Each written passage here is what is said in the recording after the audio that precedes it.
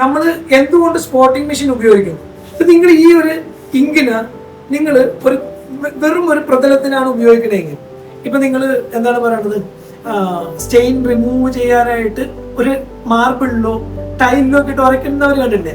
അങ്ങനെയാണ് ഉപയോഗിക്കണമെങ്കിൽ ഇത് എന്താ സംഭവിക്കണമെന്ന് വെച്ചാൽ ഇപ്പൊ ഞാൻ കാണിച്ചത്, ആ കെമിക്കൽ വീണാൽ ഉടനെ അവൻ സ്പ്രെഡ് ആവും. കണ്ട, സ്പ്രെഡ് ആവുകയാണ്. അപ്പൊ ഇത് ഏരിയ കൂടുവാണ്. ഇപ്പൊ ഇതിന്മേലെ തന്നെ നിങ്ങളൊരു ടൈല് താഴെയുള്ളതാണെങ്കിൽ ഇത് കണ്ട, ഇവിടെ എല്ലാം പാടും.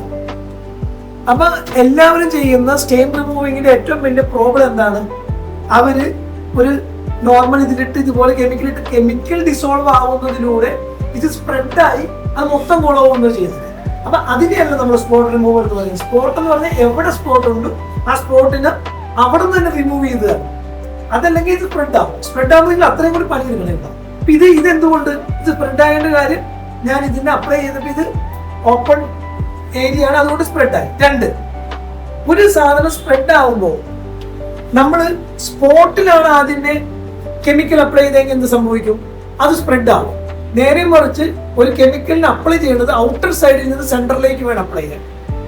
ഞാൻ പറഞ്ഞൊരു പോയിന്റ് മനസ്സിലായി എന്ന് വെച്ചാൽ, നേരെ ഇതുമേലേക്ക് ഡ്രോപ്പ് ചെയ്യണമെങ്കിൽ അത് വീഴുന്ന സ്ഥലം സൈഡിലേക്ക് പോകും. നേരെ മറിച്ച് ഔട്ടർ ഓൾറെഡി അപ്ലൈ ആണെങ്കിൽ സെന്ററിലേക്ക് നിങ്ങൾ ചെയ്ത് കഴിഞ്ഞാൽ അതിന് അവിടെ തന്നെ നിന്ന് ഡ്രോപ്പ് ആവുകയോ ചെയ്യുന്നത്. ഇപ്പൊ നമുക്ക് ഇതിലേക്ക്